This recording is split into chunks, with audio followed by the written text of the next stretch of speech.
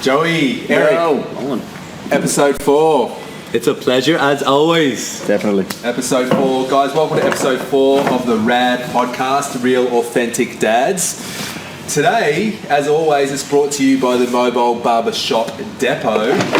And today, this is Joey himself. He's the owner of the actual Mobile Barber Shop. Hello. And I'm getting my hair cut during this podcast and interviewing, aren't we, Eric? We're both interviewing Joey, which is the Don. The Don Corleone. The Don Corleone. So guys, episode 4, we're super excited to be filming this today. It is about your vision, carrying on from our first one, which was Own Your Story. Then it was Opportunity and just getting started. Then last week we just pretty much, we riffed a little bit. Yeah, it's kind of off the cuff. We got interrupted when we were in our planning phase by meeting a few cool people. Met some really cool people. So you crossed paths with people. Correct. Like we did this morning, you're sitting in my car, you spoke to my business partner in the States, Crazy. and it's certainly sorted a connection there. Another avenue. But today, guys, is about vision, and the reason why I'm interviewing Joey is that, we're interviewing Joey. How many times do you get a haircut and you're talking to your barber and you end up talking to them about shit? Yeah, well, I think like every barber, hairdresser, whatever you want to call them, they basically... Can I be barber? You could be barber. You're a barber. You could be barber. Yeah. But like they basically know more about people than anyone else. It's almost like they're people's trusted shrinks almost, you know? It's almost like a method of therapy. Like how many times, Joe, we just started you cutting hair, and the next thing we get so philosophical and we start talking about life. Absolutely. Remember that's when we started talking about parenting, and you got some really cool parenting tips. I'm like, mate, we should record this, and here we are actually recording it. Yeah, recording it. True. So Joey, Eric and I wanted to sort of talk to you about, like initially, how did you even get into being a barber? How I get into being a barber? Yeah. Well, my father's a barber. Father's a barber? Yeah, my father's a barber. Well, you take it, you tease my accent. So you're Italian? I'm Italian, yeah. So dad... From Italy? From Italy. I'm Italian from China. I'm from China. An Australian? An Australian Italian. Yeah. First generation Australian. Yes. So yeah, dad came out from Italy back early 61 and then started up his own shop by the end of 61. Barber Shop, correct. Yeah. And he actually started in the back of a clothing store, men's clothing store, which is kind of ironic considering our relationship. You, Mr. Hugh, exactly, ended up having a clothing store underneath one of my shops. Yes. So basically dad came out here early 60s. I was born 1973.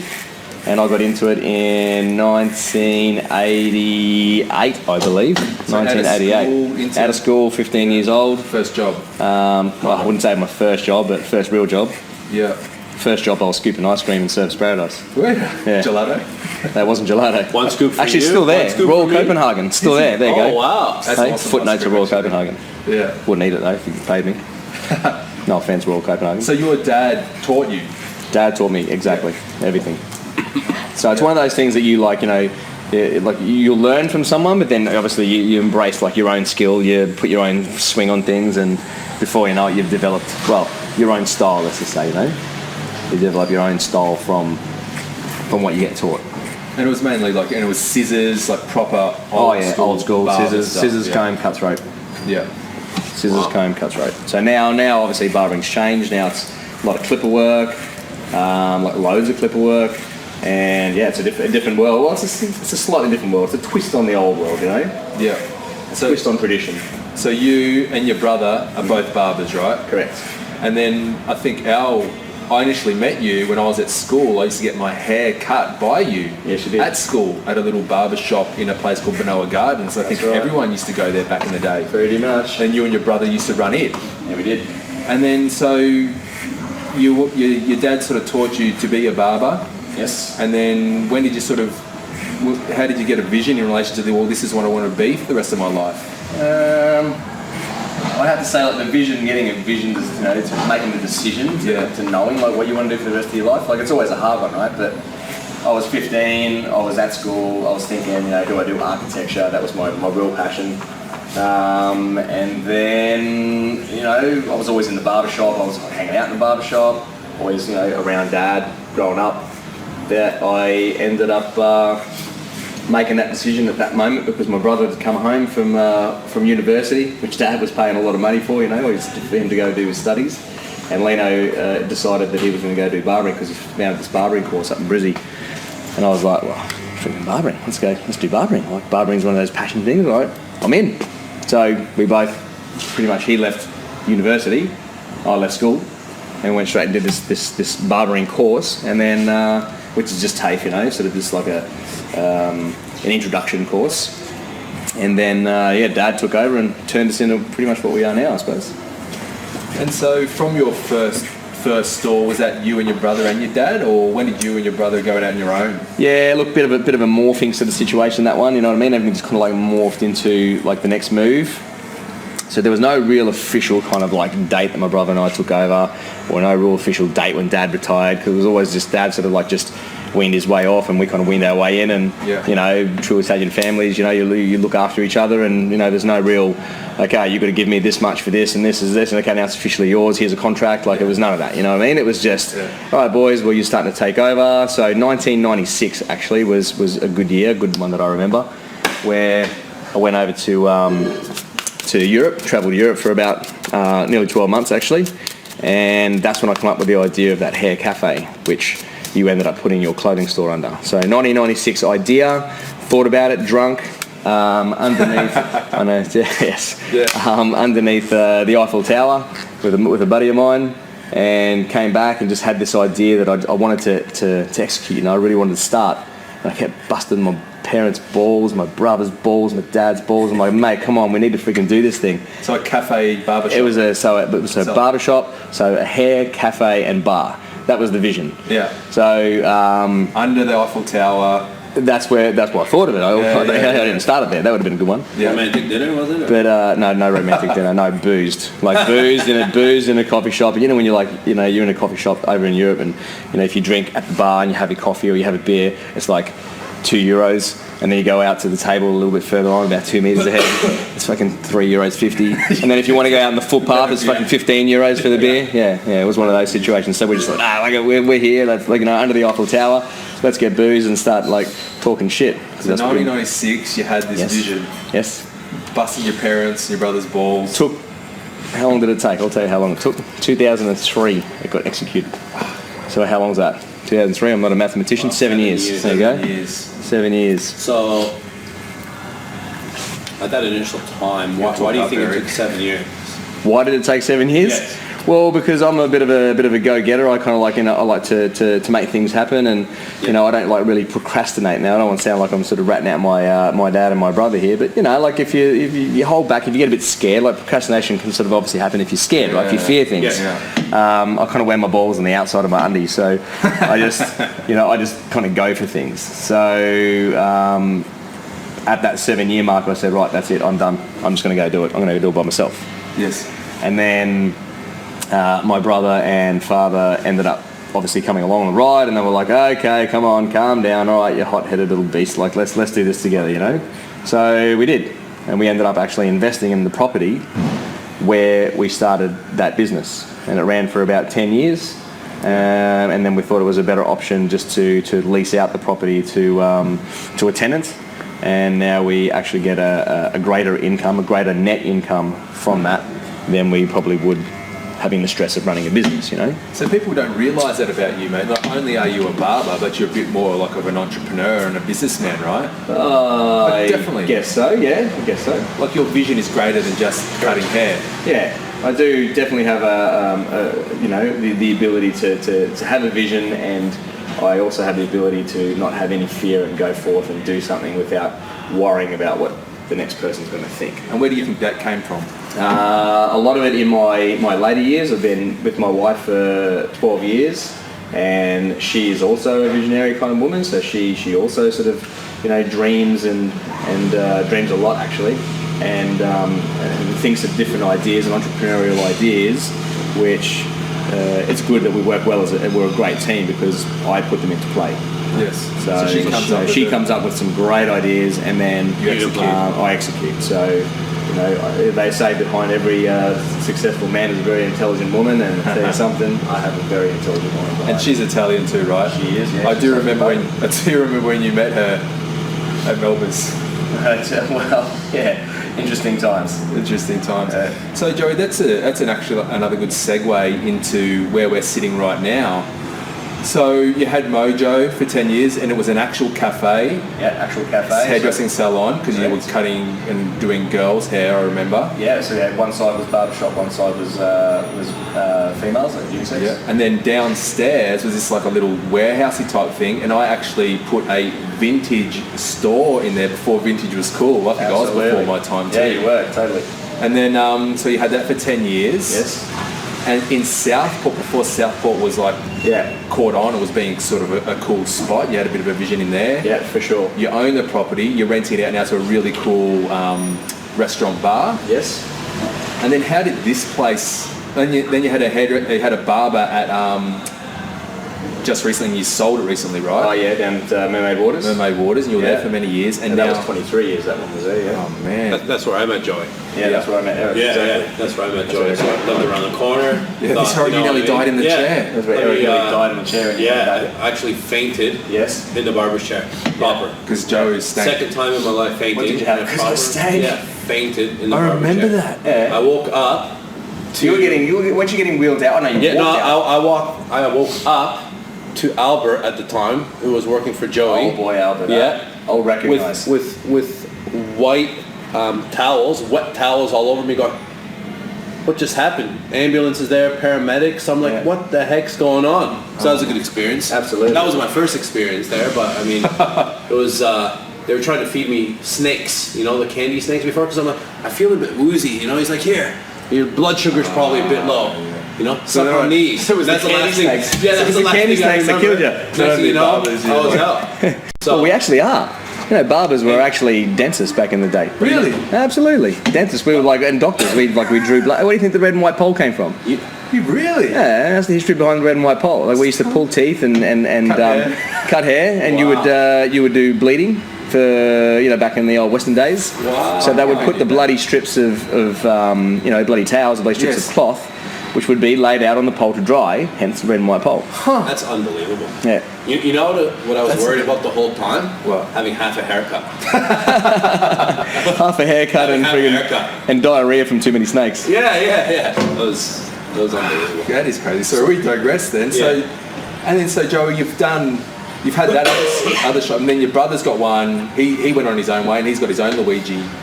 Yeah, so my brother and I, as I said, I'm very, very gung ho. I like to, a little bit hot-headed in that sort of sense. If I think of something, I like to do it. And I don't like to think about it too long because you don't want to miss a moment or, you strike while the iron's hot. Capitalize on the opportunity. Absolutely. Just get started. Absolutely. So anyway, my brother and I've been very independent as I was, and best for our families as my family started to grow. My brother and I went independent from each other. And that's just in ownership partnership in business. So we still share our name, Luigi and Sons Barbershop. We still share that together as a name. As a family, everything is spot on, perfect. We have a beautiful relationship. Just in business together, we just run our own. We run our own ships, run our own race. So yeah, it's great. So yeah, my brother has 2 shops. Actually, he's just about to open his 3rd. Wow. So he's smashing it. He's doing such a good job. Hey Joey, just before we talk about, I want to talk about your vision for this place. Yes. But before we talk about that, I'm really curious to know. There's been this real trend in people just becoming barbers, right? Like you see there's a barber shop now in every corner. Everyone's growing the beards. There's that hipster sort of trend. Yeah. But you've been an actual barber for such a long time. Like it's your dad was one, you're one, your brother's one. Like I always want to take your thoughts on this whole barber trend and Barbering before it was cool. Yeah, like you're barbering before it's cool, and now it's barbering was never cool. Trust me. No, seriously, it was never cool. If you were a barber, like when you met people and you were like, you'd say you were a barber, they'd be like, oh, okay, yeah, you're a barber. Like you have no skill. You cut old people's hair. Yes. You pick scabs off old people's faces. Like that's what you do. You have no nothing really. You're just like a cleaner. What are you? Yeah, like like you just they sort of put pity on you because you're a barber, and now you're a barber. Yeah. Mate, people are like coming and freaking give you hugs and twist your mo, and they're like, "Oh, you're so cool, it's crazy." So how did that even happen? Yeah, when did it change? The barber movement, So when did you notice it? Barber movement, I reckon, happened. Was it the mullet when David Beckham rolled out the No, mullet? it'd be the beard. No, it'd be the Remember beards. those things? I had one. The beard. It'd be the beards. The beards, because the beards took male grooming beyond their own capabilities. Then they started searching for, we need someone to help me groom my beard because my beard is big, and hairdressers can't do it because hairdressers aren't taught in it. So if you learn ladies hairdressing, you get shown how to do a beard, maybe at like TAFE, but you get shown once. That's it. But then you never cut a beard again for fucking 20 years. Yes. Because, you're what happened? You're sidetracked. No, you're sidetracked. He's like a cat. They needed assistance. So obviously they were starting to go to barbers then, So a lot of men who were going to hairdressing salons and having their hair done there started searching for barber shops. Right. And of course barbers became a lot more popular, and then, men's fashion, men's grooming. I mean, tell me what guy doesn't groom these days? I mean, guy grooms friggin' head to toe. You know what I mean? Shave your balls. Absolutely, yeah, for sure. Well, that's not something that we do as a service, just so you know. I record. was going to pay an extra $5. You make sure you put that on your friggin', you make sure you record that. But that's so true. $5. So the whole, what was that thing about the men? Men were given a name, like a metrosexual type Metro, shit. yeah. Is that? Man, now you're showing your age. Your Metro. But that was kind of it. Guys started absolutely. taking more interest in themselves. For sure. Then people started coming visiting you rather than a typical haircut, but for a beard trim, a style. Absolutely, yeah. Because going for a style, and then obviously then the light of what a barber was all about was no longer a chop shop where you kind of just went where old people went, where old men went. All of a sudden, a lot more. We've always been good. My father and his businesses and our businesses, back from '61, we've always been good because we've always been barbers. So there's always been that lead in the industry on the Gold Coast here for us. Yeah, totally. So when all the newcomers, pretty much. So when all the new people come in, that's what I mean. It's like there's nothing new for us. Like we've always been busy. We've always been successful. Yes. Because we have men who come into us to be groomed. Yes. But when the movement happened, the movement was kind of cool because the movement obviously introduced and brought so many more new people in that would never come to us. They would never go. They'd be like, I'm going to a hairdressing salon because that's where I go to get a style. Yeah. But then all of a sudden it's like, well, no, I'm not going to a hairdressing salon to get a style anymore. I'm going to a barber shop. Yeah. And then they'd punch out this friggin' mad-ass style and go, bang, here you go. Yeah, The hard thing is right now, though, is finding barbers who are barbers like I'm a barber, or barbers who I employ. Like, a lot come from hairdressing, which is fine because, it's actually quite a good background to have for shapes and for scissors, because like for scissor work. But it's very hard. Like people who get into barbering now are learning new barbering, which is all clippers. It's all clippers and comb. There's no scissors. There's like there's less skill. It's like almost like they're teaching you how to do a fade, and that's kind of it. There's a lot more to a man's haircut. Like every guy that comes in, like you're not the same as Eric. Eric's not the same as friggin' Joe Blogs. Joe Blogs isn't the same as friggin' Alfredo. Like everyone's different. Yes. So. Not everyone's going to walk out with that same haircut. So you have to have the ability and the skill to be able to, twig and customise and personalise every haircut, every hair to that person's head. Actually, Joey. He's got these scissor tattoo on your hand, right? I reckon that's pretty epic. I do. Yeah, so mate, That's our logo. That is your logo. So mate, so you've done that. That's your thought on that. So you get this in every corner store at any shopping centre now. Like, everywhere. Everyone's doing like barber shops, and these kids are in there with just doing these fades and tracks. Yeah, for sure. Lightning bolts. For sure. Well, it's like burger joints cafes. Something is hot, everyone starts to get into them. People invest in barber shops. People that aren't even barbers own barber shops. Oh, mate, my dad and Who? Yeah, my old man. Oh, I didn't know that. My dad and his wife opened that one because of that trend, right? Absolutely, the trend's there, and if there's money to be made, and if that's what they're kind of interested in, and there's enough guys out there as well who probably don't really understand what the difference is between a good haircut and a bad haircut. Everyone makes the joke, it's only 2 weeks between a good haircut and a bad haircut. Bad haircut takes 2 weeks to grow out, kind of thing. It's like, well, that's all. It's all fun and games, but if you get a bad haircut, it can be a lot more than 2 weeks to grow out. You know what I mean? And there's also a difference between a good haircut and a great haircut. Yes. So there's people who go in, they've been getting good haircuts and they're happy. Yeah. And then they come to us, they get a great haircut and they go, holy shit, like I thought I was getting an unbelievable haircut until you guys explained and did and this showed me your skill and all that and all You're that. like an artist. I guess you could say that. Yeah, but I got both my ears though. I got an interesting question. So He was obviously, a musician, wasn't he? your expectations would be fairly high. You know, Totally. Obviously, being a barber for all these years, and getting taught by old school Italian dad, and this is the way you do it. Yeah. How do you handle that with new barbers coming in and give me a shot, or I'm the best, and they've been taught in these schools that are totally different than what you're expecting? How do you manage that? Well, I think everybody needs to have a go, right? So everybody has a chance. Just because you've been a hairdresser and then you got into barbering, or just because you're new, you've only been doing it for like 3 or 4 years, doesn't mean that you're going to be shit. If you have passion and you embrace the skill and you're very open-minded, you've got to be willing to learn. You've got to be your mind. Anyone who comes and works for me, if their mind is closed, you won't work for me for very long. You need to be open-minded and ready to learn more. If you've been barbering or hairdressing, whatever you want to call it, for 20, 30 years, hats off to you, great. But I will still show you what I've learned, because what I've learned, no one else is going to learn. I've learned it from my dad and my brother. So we're the only two who have the skill.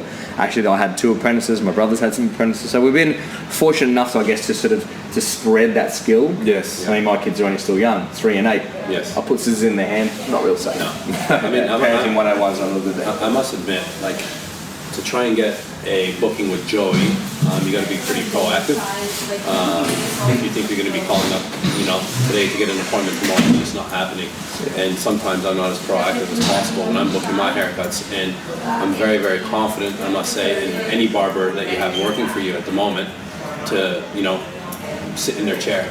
And it's not like that in a lot of places. A lot of places, like, I need that one person because you don't trust the other 4 that work there. Yes. Whereas here, I feel a little bit different. And I've had multiple people tell me that, like, I know my other friend Chris is like, no, I only go to Joey, or Hugh, I only go to Joey. And at the end of the day, it's great to know that obviously Joey can't cut every person's hair on the Gold Coast. He needs to have reputable people working for him. And I take my hat off to you. Yeah, that's where I thank you. That's actually one of my biggest accomplishments. Is not how much money you make and what kind of car you drive. Like, I think one of my biggest accomplishments is the fact that you have staff, and you have staff who you've maybe twigged along the way, who are now, like, what I would say, equally on par with how I cut and how I am, I think. And consistent, right? yeah. It's like you want to go to a coffee shop, you want that same coffee every morning. If you're getting 3 different coffees, you're not going to go back. But what good advice to translate over to any business? Top. Just a touch off Little chip. You still growing it? Still growing it. Excellent. Consistency? No, but what Joey just said in relation to mentoring his staff. Yes, you have to. All right, in relation to his expectations of his staff. But people can just translate this over to not just barbering, but just anything. Business. Well, absolutely. It's hard to replicate yourself. It's like everyone says, I wish there was more of me, right? I'll just do it myself. Well, you got to delegate. Like, at the end of the day, Joey could be here 24 hours a day, 7 days a week, 365, if you wanted to, plus more. And that's not the way you're going to grow your business, is it? It's a good way to fucking bring you straight at the grave. Yeah, that's exactly right. You got to let go, right? Yeah. Well, you're never going to be successful. You only have, like, in our industry, you have X amount of clients you can do in 1 chair. Multiply by 2 chairs, 3 chairs, 4, however many chairs you've got. So you're capped. Your service, on the service side, you as a business, like, you're capped. So you have to make extra money, right? How do you do that? Through maybe selling product, or you want to make extra money. The money that you do make, you don't just shove it in the bank and think, okay, cool. Oh yeah, I've got $5 grand, 10 grand, 15 grand. I'm going to buy a new TV. No. You invest that. Reinvest it. You reinvest in growth. This is what I mean. Like, he's such a forward thinker, Joe, and that's a good segue into this place. Saying about being just cutting. You don't only cut hair. You what? So you got this. Tell me about the vision for this. This is pretty epic. Okay, so the vision for this. This was an interesting one. Was this the Eiffel Tower story? This isn't the Eiffel Tower story. The Eiffel Tower story's been done. That was Mojo. Yeah, that's where you had Toy Vintage underneath. So this one here, so Mobile Barbershop Depot basically came around in the name itself. So it's become the depot for my mobile barbershop. So I started a mobile barbershop 3 years ago in an old caravan. Which we film in. Which you do film in, correct.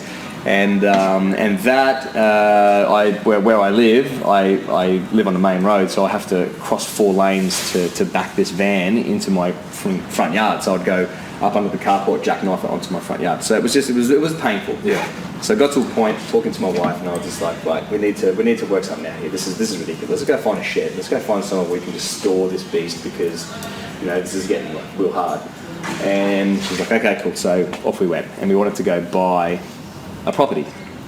So the next investment, we've been doing this for so long, the next investment was going to be a warehouse. Yeah. So let's go buy a warehouse, we'll store our van in there, and then from there, that's nice and safe. And the idea, as we were growing and searching, and it took like almost a year, this idea just kept compounding. And the idea went from, okay, let's store it. Okay, well, once we store it in there, well, it's a bit dead. It's just kind of like dead storage. We're just going to put it in there, and then that's it. So what do you do with that? All right, so let's find something a little bit bigger. Maybe we'll put in some barber chairs, and we'll actually like work out of the place where it's stored. And then of course she's like, from the wedding industry with wooden bow ties and leather bow ties, because that's what Nicoletta does.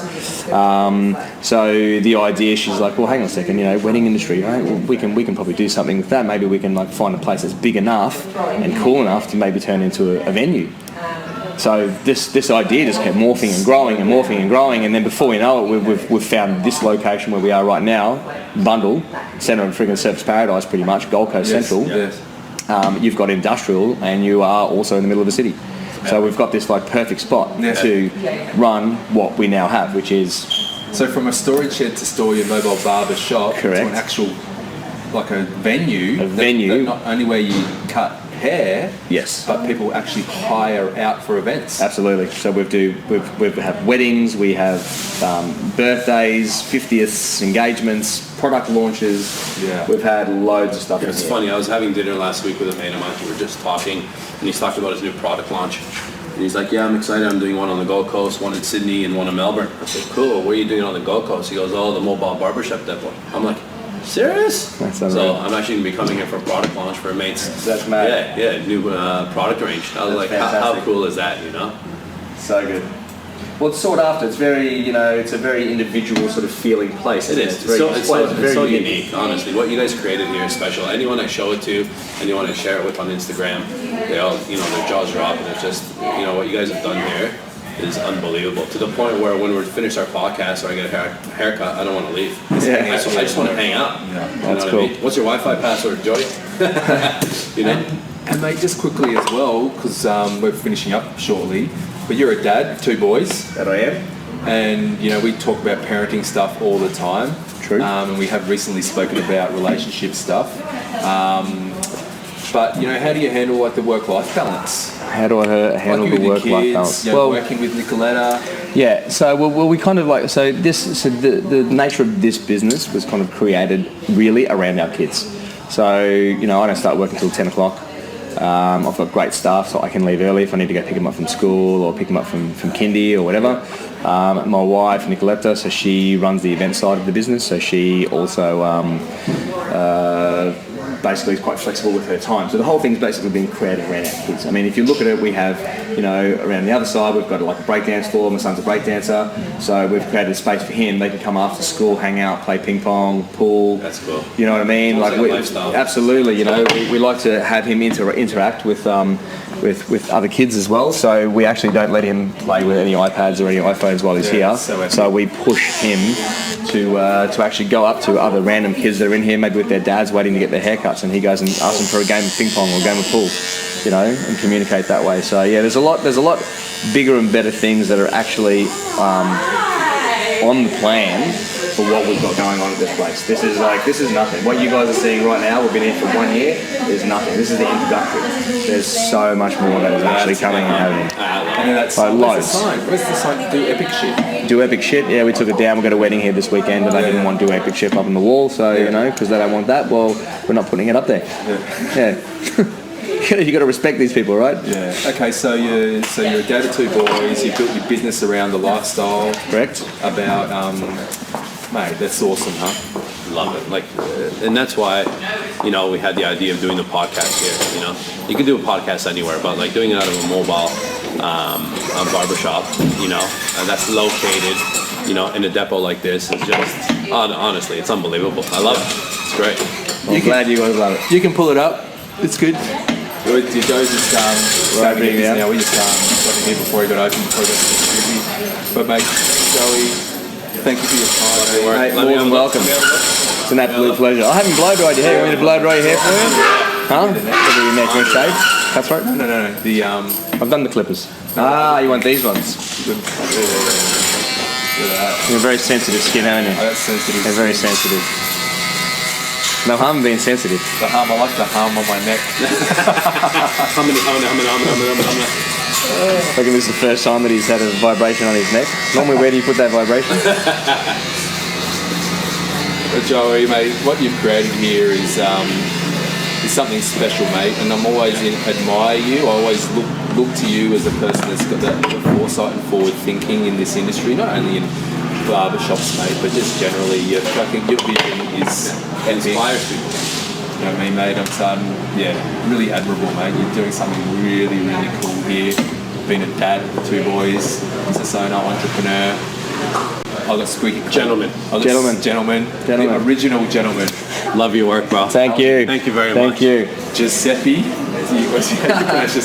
Daddario. Giuseppe Daddario. I like my hair. I always like my haircuts. Yeah, sick. Look at that. Sharp, as always, buddy. I'm actually just going to Appreciate your time. I'm actually just going to take the. Oh, you want Your the hot camera. towel in your Oh, yeah, face? the hot towel, guys. You got to watch this hot towel. You can't have the hot. You can't go without the hot towel. Nah, it's hot. It'll be hot. Like, it's cold. You can just lie. Oh, it's lie. So this. What do you call this bit? Happy ending. Oh, it's actually. You suffocating him? Just suffocating him a bit. You had a delicate touch. I got a delicate touch. Who says you can't touch a man? There's nothing sexual here going on whatsoever. I think I felt it move. That's because Eric grabbed it. Thanks, buddy. No problems.